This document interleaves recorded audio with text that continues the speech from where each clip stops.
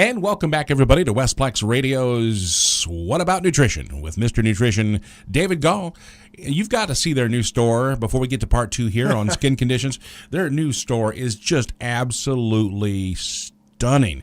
They have a lot of, first of all, they moved from Fort Zumwalt Square over to Highway K and Mexico Road, right past the car wash right there, kind of catty-cornered from Texas Roadhouse in O'Fallon.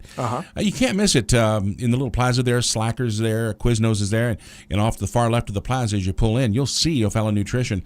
You guys have now food and all kinds of stuff in there. Yeah, that's right, Steve, and we've been adding products every week. It's funny, we've had some customers come in, a number of times now, and it's funny, we're getting comments like, oh my gosh, you have so much more, and we had quite a bit in there when we opened, a lot more than the old store, but it's true. Every week we are adding more products. We have bulk foods now. Folks haven't seen those. Yes. The refrigerators and freezers are going full speed. We've added a number of new supplement companies. We probably got in 2 or 3 new supplement companies this week. Now this like Emerald? Yes. Okay, good. This Dr. Oz thing is real popular. Are you guys keeping up with that? We are keeping up with it. Actually, I'm glad you brought that up, Steve. Real briefly, not to cut into too much of our psoriasis discussion, but it's true. Dr. Oz has done a number of shows on supplements in the last couple of months, and many of the items he's talked about we've had in stock already. Other items we have brought in, but there's been a tremendous amount of demand for these Dr. Oz items. A lot of weight loss items like African mango, raspberry ketone, 7-keto DHEA, Relora, as well as other substances like the black raspberry extract. We've really tried to be ahead of the curve on bringing these products in. Some of these items that are really popular, we actually have dozens and dozens in stock. So, folks, if you're watching Dr. Oz and he talks about something that really intrigues you, give us a call at O'Fallon Nutrition because chances are we've got it, and if we don't have it, we will get it. And what's your phone number there? Phone number is 636-240-5283.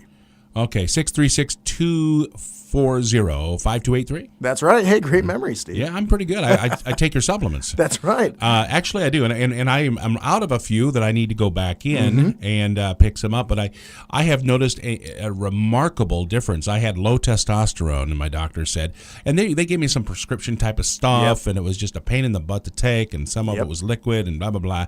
But the stuff that you've hooked me up. By the way, most men who get over 40 start losing testosterone. The ability to make it in their body. Fact of life. And what happens is estrogen is made instead. Sure. And, that's why. Well, we've done that herb chrysin that prevents testosterone from converting to estrogen, for example. And you know what's funny, Steve, is you were at our big ribbon-cutting open house a couple weeks ago, and one of our staff members, there's a person on our staff who's actually a fitness instructor. Her name is Kathleen, and, she doesn't usually make comments like this, but afterwards she actually said to me, that Steve guy you do the radio show with, she's like, he looks better. Yeah, I take your supplements exclusively now, whether it's the omega-3s, which are the higher quality, have more in the ingredients that you really need to have in higher concentrations. Yeah, it's a good clean fish oil. Yeah, and I take your resveratrol, the very high you've got the potency. 350 milligram high potency. And instead of taking 2 a day, I do take just 1 a day. That's fine. But I also take a lot of this stuff, and I'm still heavier than I should be. But I've noticed I've lost a lot of the love handles. Right. And I just got the stomach up front. But I noticed that my skin quality and the way I feel and everything, as opposed to a year or 2 ago, is much, much, much better. It's much true. Better. You can see when people start to become healthier, and it's in things like skin quality and how their eyes look and how their posture is. And I look at things like, sure, you're still carrying a little weight, Steve, but your body and your head overall, I can tell, are sharper. Yeah. The way the studio's laid out today, I'm actually sitting behind you right now, and you've got more of a V to your back than you had before. And your shoulders are more defined. I really do. I'll lose another 20 pounds, and it'd be even more so. And I can tell. Progress. Yeah, and I feel really good. I feel more muscle mass in me. And less fat. Yep. And I don't have a scientific reading on that, but I can obviously tell. Well, let's get back to skin conditioning, which is our topic today. Yeah. And we were talking about psoriasis and eczema. Exactly. And I know that they're technically two different things, but basically folks come into our store and they've got some sort of skin condition going on where skin's flaking off of them, or they have these patches, psoriatic patches with the plaque on there, etc. But it all kind of, to be frank, involves things that revolve around skin flaking off or these patches. Sometimes they bleed. So at the end of part 1, I was describing this concept known as leaky gut. And the reason I did that was just to point out that issues are very common that will cause particles that should not be leaking across our lining of our intestine into our bloodstream. There's issues such as yeast overgrowth or medications such as ibuprofen, acetaminophen. We talk about stomach bleeding. Well, that contributes to this concept known as leaky gut syndrome, or that's what folks like I believe. So then compounds that we can be allergic to, such as gluten or other issues, can leak across the intestinal tract into the bloodstream where the immune system has no choice but to attack it like a foreign invader. And believe it or not, this increases inflammation, and depending on where the immune system addresses it, it definitely can cause symptoms in the skin, or it's definitely thought to. Now, the other issue is deficiency in essential fatty acids, the good fats. We've talked about omega-3s all over the place on these shows, so I won't go into that except to say that our skin is moisturized from the inside out. Why do folks think that we put lotion, which is basically artificial fat, usually petroleum-based, on our skin? It's usually because the skin cells themselves are deficient in these essential fatty acids that are supposed to form the cell membranes or the skin of the cell.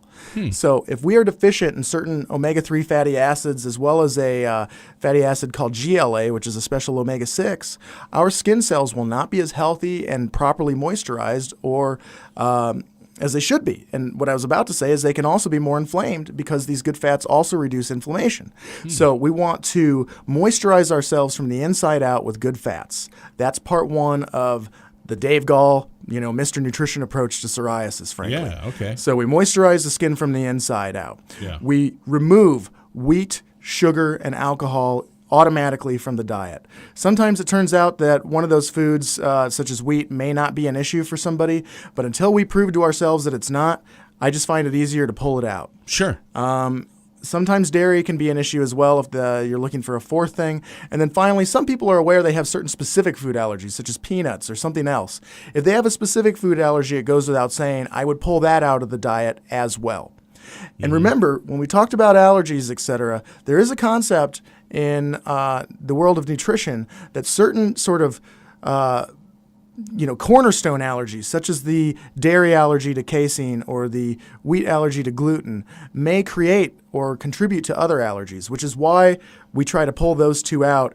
We're actually trying to reduce other allergies as well. Yeah. Okay, so we pull out wheat, sugar, and alcohol. We put in good fats. The next huge important critical step is I always put in probiotics. Probiotics are our body's natural gut healers. We talked about the lining of the gut is often thought to be damaged in eczema or psoriasis.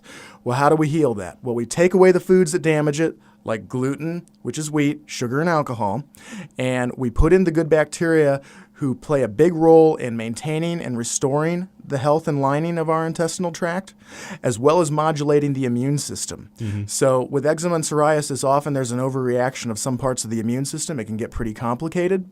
There are studies that show that probiotics have benefits to the immune system, and they're thought to balance it out. In other words, if some parts are overreacting, they're thought to help calm that down. They do make substances like interferon that feed the immune system, and they also make substances such as lactic acid that discourage the growth of yeast in the gut, which brings me to yeast overgrowth.